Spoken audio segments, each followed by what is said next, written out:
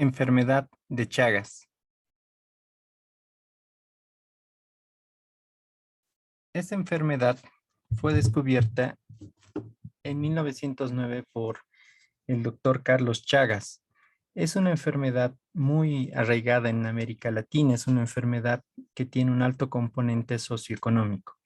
Alrededor de 100 millones de personas viven bajo el riesgo de infectarse con esta enfermedad. Existe 24 millones de personas detectadas con esta enfermedad y 6 millones de ese grupo de población poseen un grupo de cardiopatía.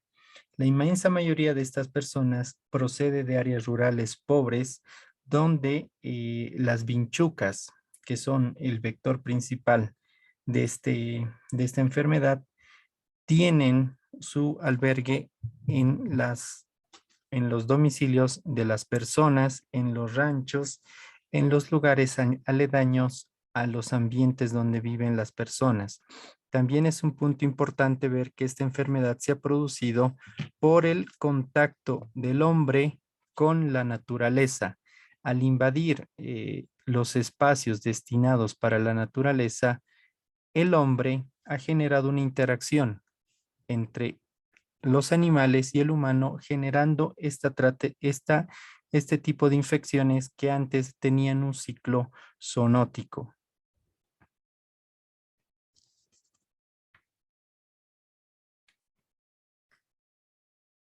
Podemos definir esta enfermedad también como la tripanosomiasis americana o enfermedad de Chagas, llamada así por el descubridor, el doctor Carlos Chagas. Es una afección parasitaria, hemática e ística causada por el protozoo flagelado, el Trypanosoma cruzi.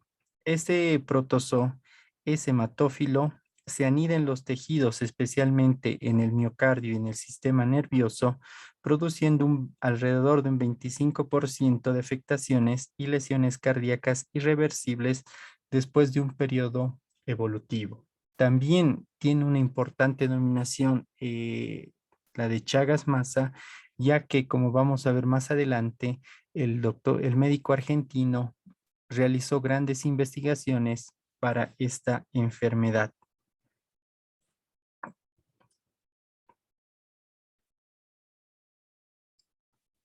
El agente etiológico es el Trypanosoma cruzi. El vector que transmite esta enfermedad son los triatominos. Eh, el doctor Chagas, al descubrir los triatominos, también le dio el nombre de el apellido de su profesor, el, del doctor Cruz. Es por eso que este tripanosoma se denomina Trypanosoma cruzi. Las formas de transmisión son de humana a humana, que pueden ser por vía conatal, la vía transfusional, el trasplante de órganos y la vía oral, aparte de la enfermedad zoonótica. La infestación se realiza por medio de las deyecciones contaminantes de estos insectos que penetran por el área donde ingresó el parásito y las escoriaciones en la piel producidas por el rascado. Luego de este escozor, ayuda a que las heces de este parásito ingresen a la torrente hemática, generando el primer ciclo de ingreso a la persona. Generalmente, esta transmisión vectorial es predominante en áreas rurales o en áreas endémicas. Es importante ver que esta transmisión también se ha trasladado a nivel urbano, como se ve la transmisión humana.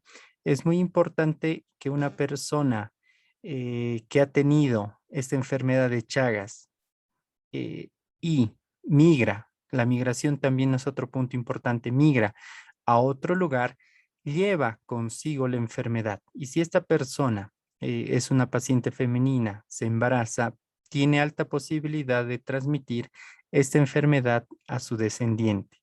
También es importante ver que esta persona, en el caso de que realice una donación hemática o una donación de trasplante de órganos por vía sanguínea, puede llevar la transmisión de estos parásitos a la otra persona. También se ha descrito en áreas endémicas la transmisión oral, esto especialmente en algunas frutas que se describió en Brasil. Se está investigando en qué zonas puede haber, pero también la transmisión entérica es una forma que ya está descrita en las áreas especialmente endémicas.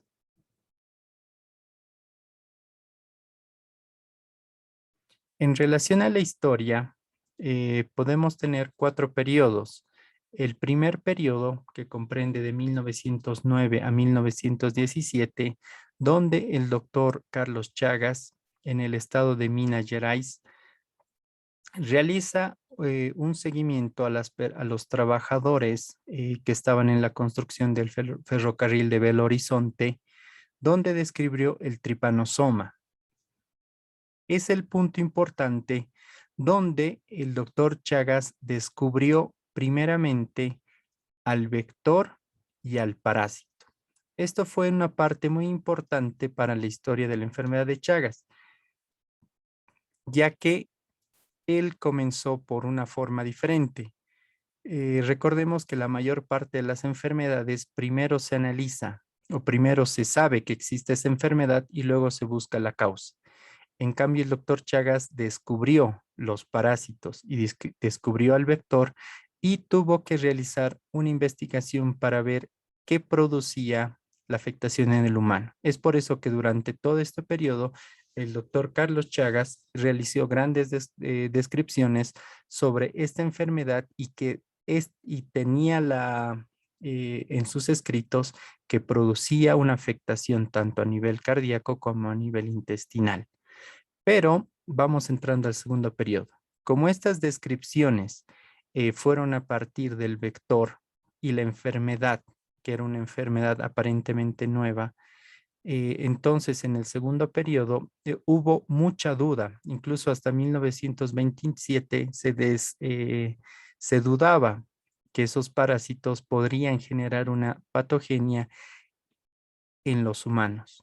Es por eso que en Argentina el doctor Salvador Massa realizó una investigación en las áreas endémicas también de Argentina de este parásito, donde igual aisló a este parásito, descubrió igual al vector y registró 1.400 casos de personas que tenían esta enfermedad y en 100 necropsias descubrió la presencia de este parásito en los humanos.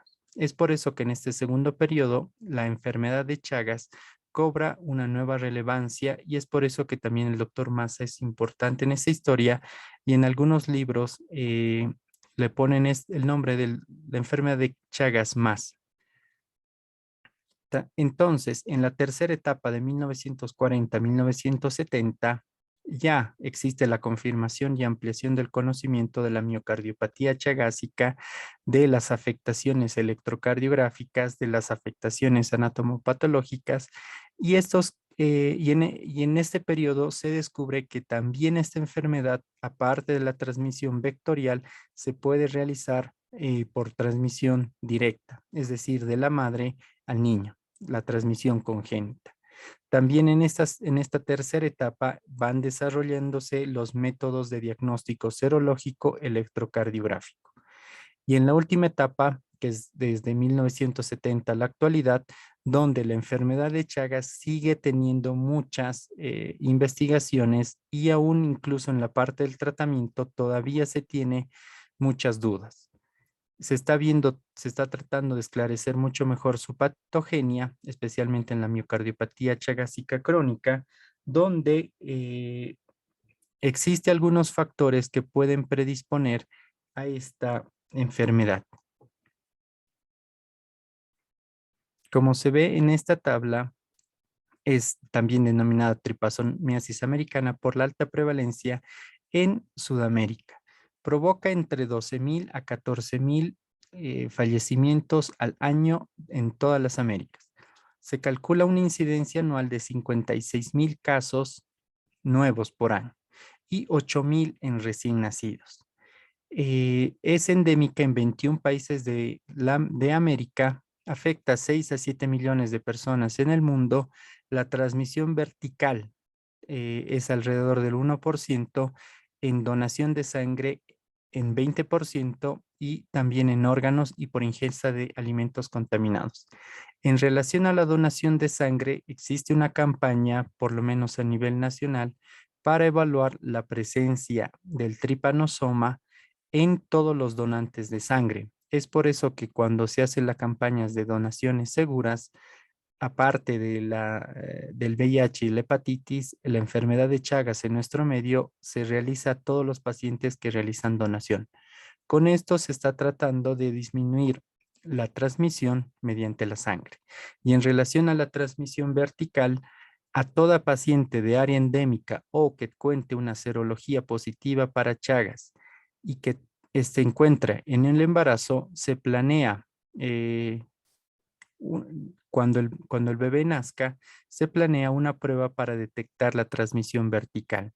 En caso de que la transmisión vertical sea confirmada, el paciente debe iniciar un tratamiento, el recién nacido debe iniciar un tratamiento para obtener la cura. Se ha incrementado la frecuencia de este padecimiento en Europa y en el Pacífico Occidental, como se ve en este gráfico, y aquí, como estamos viendo, es por la migración. Primeramente existe una migración del área rural al área urbana, generando transmisiones por la donación de sangre y por la donación de órganos. Pero también estas personas generaron una migración hacia otros continentes, describiendo esta enfermedad de Chagas en otros continentes. Como se ve en este mapa, Argentina, Brasil y Bolivia tienen una alta predisposición para esta enfermedad de Chagas. En relación a la epidemiología, la transmisión de esta enfermedad depende de, especialmente vamos a ver la tríada ecológica clásica, donde es la transmisión vectorial, donde el agente, el Trypanosoma cruzi, mediante el vector, que es la vinchuca denominada así en nuestro medio, infesta al huésped. Deposita mediante una picadura, mediante las deyecciones después de comer, genera una infestación a nivel del humano, como se ve en esta imagen y como lo vamos a ver afuera. También es importante ver el ciclo enzootico primitivo, donde el tripanosoma, los triatominos, se encuentran en pequeños mamíferos en un ámbito ecológico silvestre.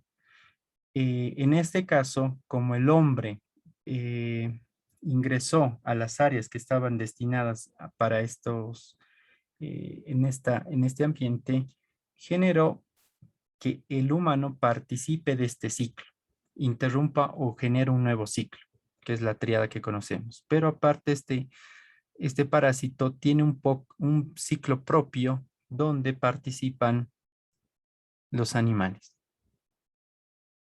En el ciclo de vida del Trypanosoma cruzi, comienza cuando el vector, el triatumino, ingiere los tripomastigotes circulantes de la comida del huésped, del mamífero infectado. Los tripomastigotes se van a transformar en epimastigotes. La principal etapa de replicación de los invertebrados en el intestino medio del vector. Los epimastigotes migran al intestino posterior y se diferencian en tripomastigotes metacíclicos infecciosos, que se van a excretar mediante las heces del vector de la vinchuca. Los tripomastigotes metacíclicos entran a través de la mordedura o a través de la membrana mucosa del mamífero, van a invadir las células nucleadas. En estas células, en el citoplasma, los tripomastigotes se van a diferenciar en la forma de amastigote intracelular, que se va a replicar más o menos en unas 12 horas, en un periodo de 4 a 5 días. Al final de este periodo, los amastigotes se van a transformar en tripomastigotes. La célula huésped se rompe y los tripomastigotes se liberan a la circulación. Los parásitos circulantes pueden invadir nuevas células e iniciar nuevos ciclos de replicación y están disponibles para la infectación de los vectores que se alimentan en el huésped.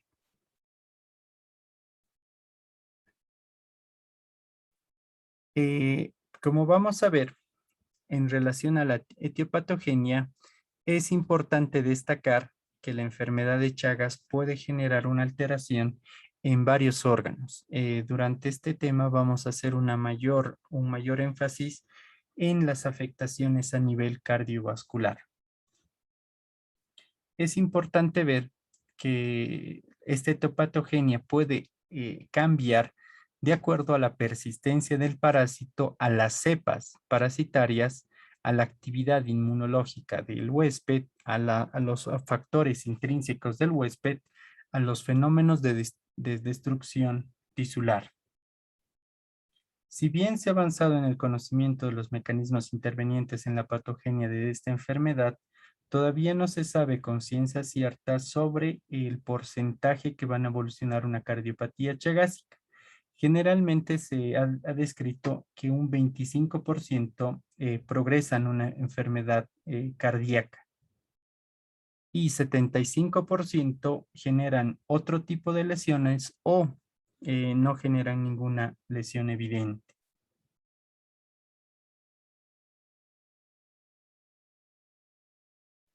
Dentro de los factores que pueden generar una modificación en la etiopatogenia, existe la predisposición genética. Si bien no existe una confirmación total sobre este aspecto, existe la posibilidad de que ciertos genes faciliten el desarrollo o existe una predisposición para la afectación cardiovascular.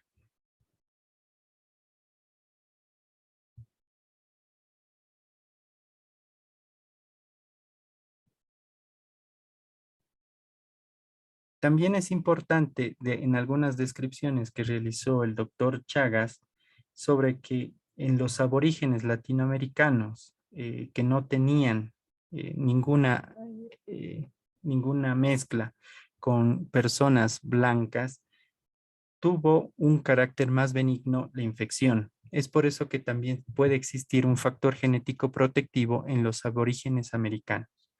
También es en relación a las cepas parasitarias.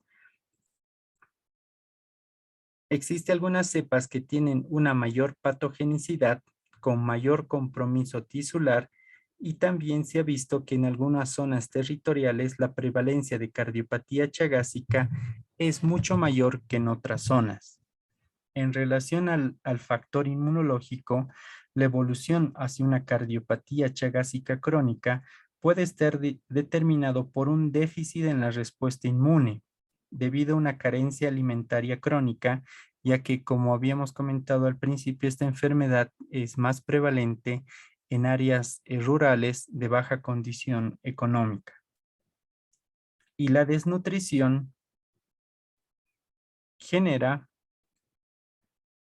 que por ejemplo, en algunos estudios donde se vio que donde se infectó a ratones que tenían hipoalbuminemia, un déficit proteico y vitamínico y alguna deficiencia con arginina, folatos y vitaminas D, tenían una mayor predisposición a desarrollar enfermedades graves. En relación a la persistencia de la parasitemia, a la cantidad de inoculaciones en este paciente, se ha visto que las personas que viven en zonas endémicas y son expuestas a reiteradas picaduras por la vinchuca,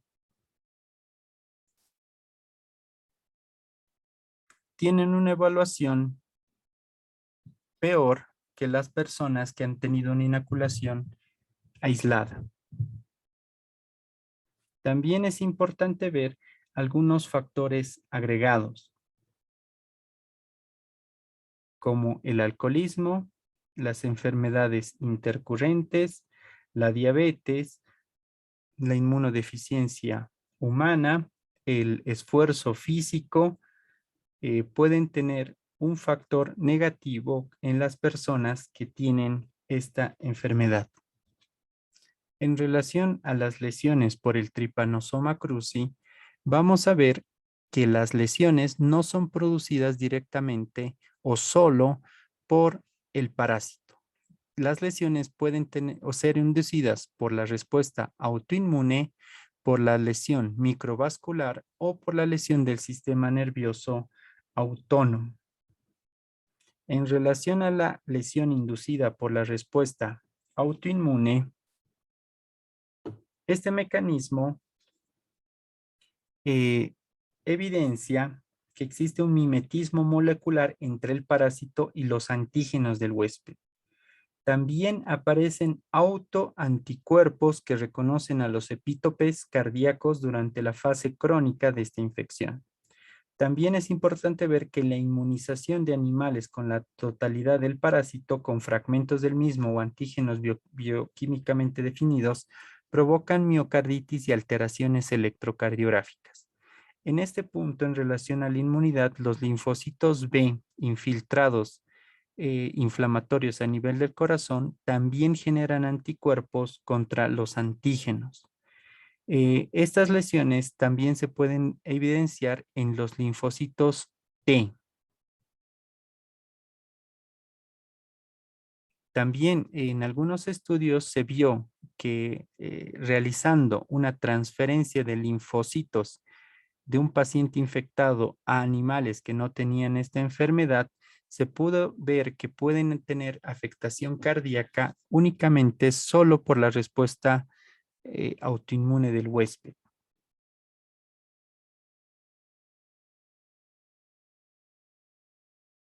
En relación a la lesión microvascular, es importante ver que a nivel miocárdico genera isquemia en áreas localizadas, focalizadas.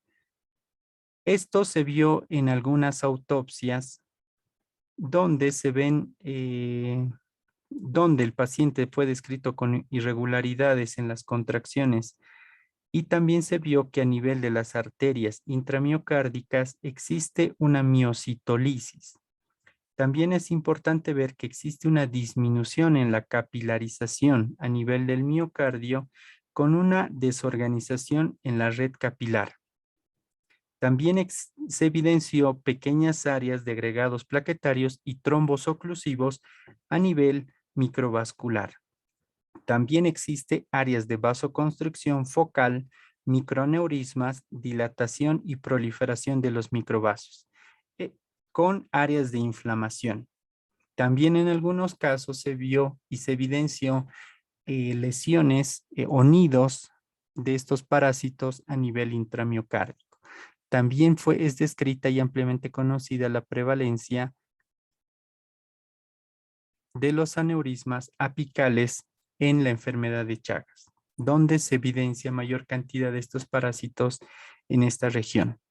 En relación a la afectación del sistema nervioso, este daño genera una denervación, una destrucción neuronal y de las fibras con un daño difuso en diversos lugares del organismo, lo que explica que puedan existir grandes cardiomegalias, que también es algo que se replica a nivel intestinal, generando el dólico megacolon.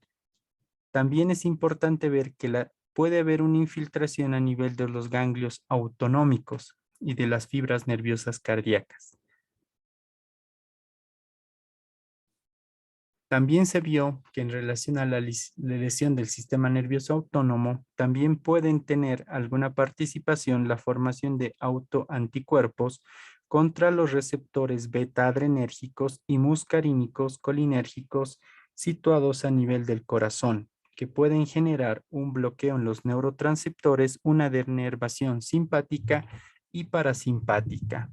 Es también importante marcar que generalmente la enfermedad de Chagas es una enfermedad que puede causar grandes arritmias a nivel cardiovascular.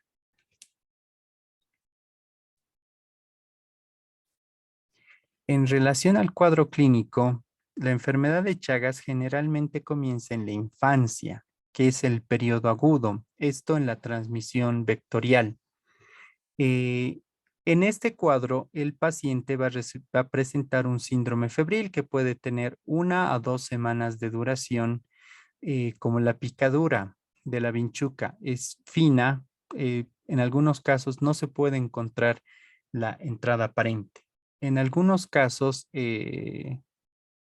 como la picadura se ha realizado a nivel palpebral, puede existir una inflamación y la presencia de un ganglio satélite a nivel auricular, que es el denominado signo de Romaña, pero en muchos casos puede no aparentar.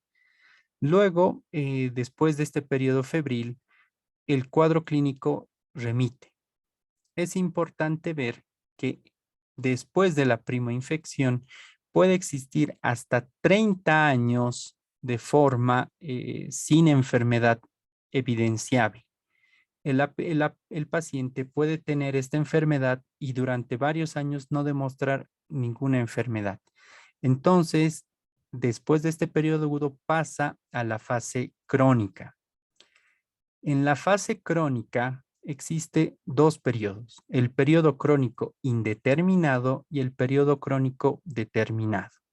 El periodo crónico determinado es donde se demuestra una afectación orgánica en el paciente, que puede ser a nivel cardiovascular, a nivel esofágico, a nivel intestinal. En el periodo crónico indeterminado es donde realizando una evaluación tanto del sistema cardiovascular y del sistema digestivo no se encuentra ninguna enfermedad característica. Es por eso que incluso en algunos libros esta etapa lo describen como enfermedad de Chagas sin patología demostrable. Pero en esta etapa también se conoce como periodo crónico indeterminado o en alguna literatura también nombran que debería basarse de acuerdo al riesgo que presenta el paciente.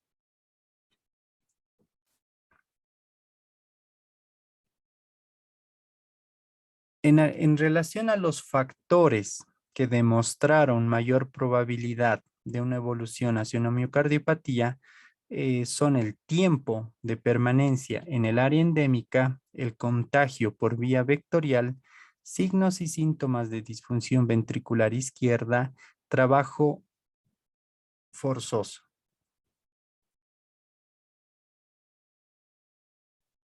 En relación a la miocardiopatía chagásica, vamos a tener que las lesiones que afectan a nivel cardiovascular van a ser la infiltrativa, la fibrosis y la combinada.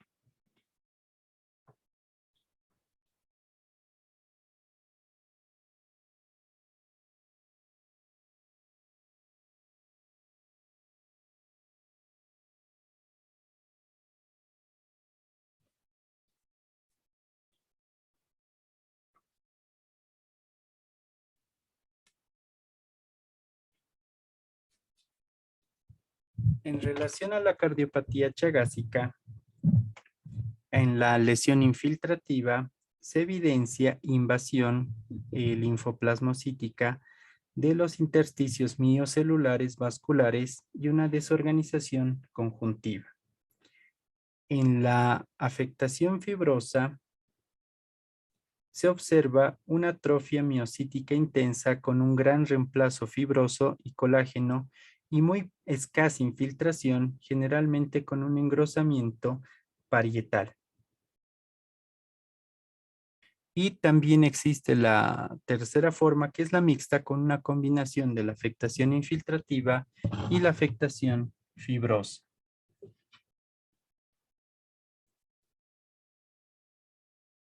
En relación al examen físico, el paciente puede, en la fase crónica, puede tener una afectación, puede ingresar con datos, signos clínicos de insuficiencia cardíaca, también puede manifestarse con alteraciones del ritmo, siendo la bradicardia una de las más frecuentes, pero también puede presentar episodios de taquicardia o incluso muerte súbita.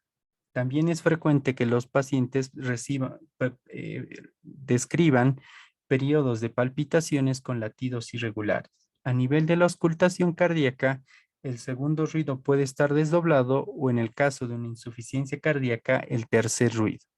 El segundo ruido desdoblado puede presentarse por la alteración a nivel de la rama derecha, que generalmente es la afectación más frecuente. En relación al electrocardiograma, que son los exámenes complementarios que generalmente se debe realizar a todo paciente que tiene serología positiva, los hallazgos más frecuentes en estos pacientes en la etapa crónica puede ser la presencia del bloqueo de la rama derecha asociada con un hemibloqueo anterosuperior izquierdo. Dentro de las arritmias son frecuentes la fibrilación auricular, las extrasístoles y con mucha frecuencia la presencia de los bloqueos auriculoventriculares. También en algunos casos se ven anormalidades en el segmento ST y la onda T, incluso la presencia de las ondas Q. La aparición de los bloqueos auriculoventriculares generalmente son indicación del implante de un marcapaso definitivo. Y en el caso que el paciente presente arritmias ventriculares, puede ser incluso una indicación de un desfibrilador implantable, un cardiodesfibrilador implantable. También es importante ver que el paciente que tiene una serología positiva para Chagas, el electrocardiograma puede ser normal, que es lo que se conoce como el periodo crónico indeterminado, donde aparentemente no existen algunas alteraciones. En algunas guías recomiendan realizar este estudio de manera secuencial, pero siempre se debe ver de acuerdo a la clínica y de acuerdo a los factores que presenta el paciente la posibilidad de repetir todos los exámenes.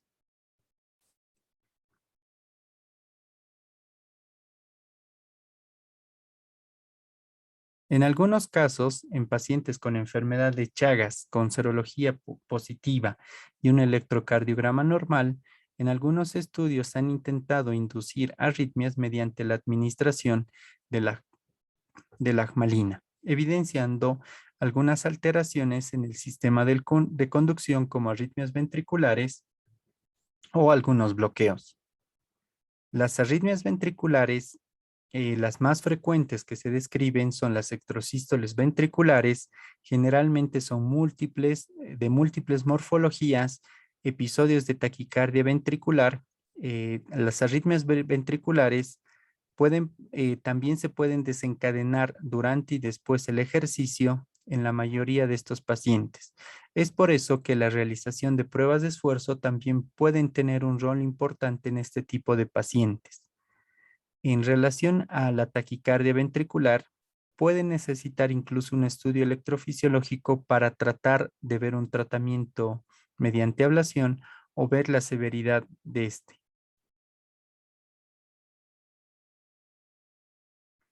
También recordar que una forma clínica de presentación, la muerte súbita o el síncope, pueden ser por dos mecanismos, o una bradicardia como el bloqueo auriculoventricular de tercer grado o uno de segundo grado avanzado, o una taquicardia o fibrilación ventricular.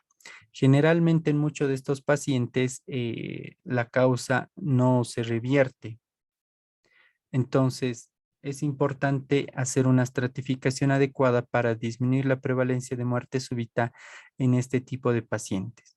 En menor frecuencia también se ha descrito la presencia de taquicardia sinusal. En relación a la radiografía de tórax, un dato frecuente que se puede encontrar es la presencia de una cardiomegalia. Generalmente esta cardiomegalia que tiene que puede llegar incluso a ser un índice cardiotorácico mayor a 0,6, se va a originar por una lesión en los plexos mioentéricos intramurales que pueden generar esta dilatación.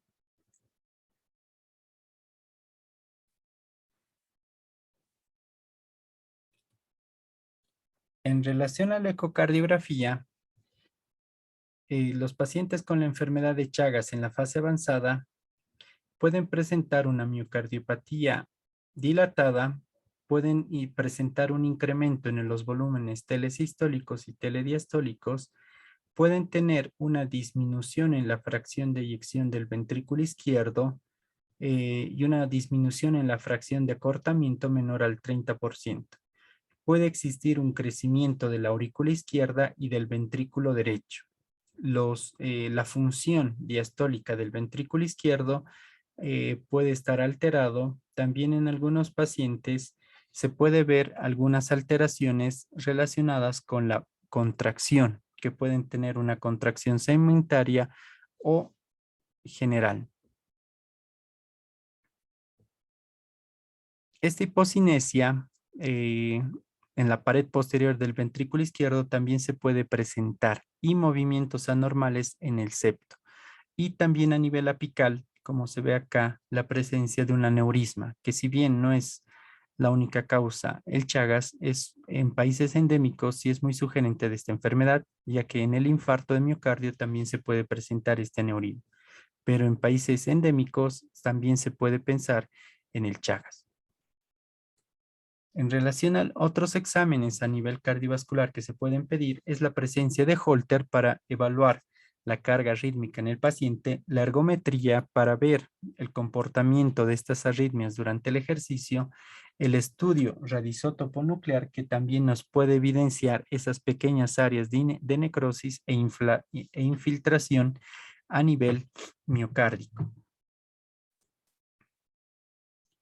En relación al diagnóstico, existe en la primera etapa lo que se debe buscar es al parásito, esto especialmente en la etapa aguda, donde puede haber una detección inmediata mediante la gota gruesa, el microhematocrito o la concentración de Stroud. O puede existir una detección tardía mediante el seno diagnóstico y el hemocultivo.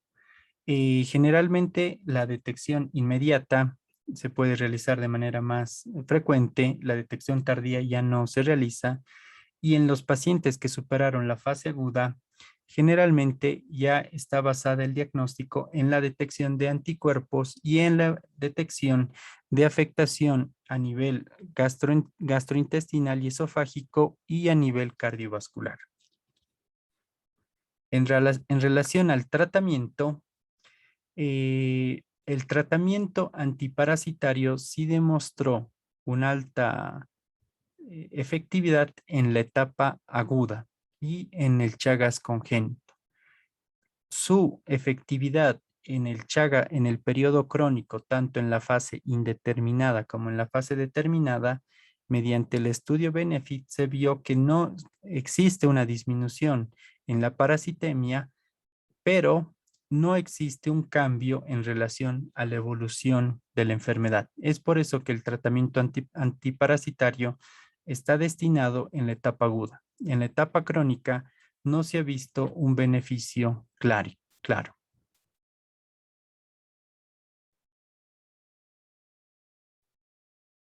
También es importante ver el tratamiento sintomático. Como habíamos comentado, una vez que la enfermedad se ha establecido, si el paciente tiene insuficiencia cardíaca, el tratamiento debe estar basado a disminuir los datos de congestión venosa sistémica.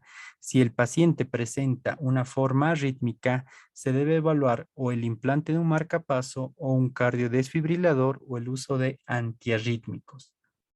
También se debe ver la forma de anticoagulación en aquellos pacientes que presenten una miocardiopatía dilatada, la presencia de arritmias que tengan un alto componente cardioembólico.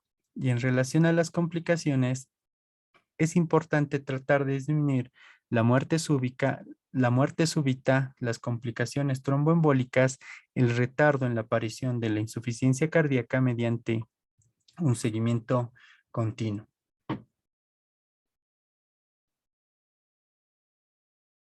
Gracias.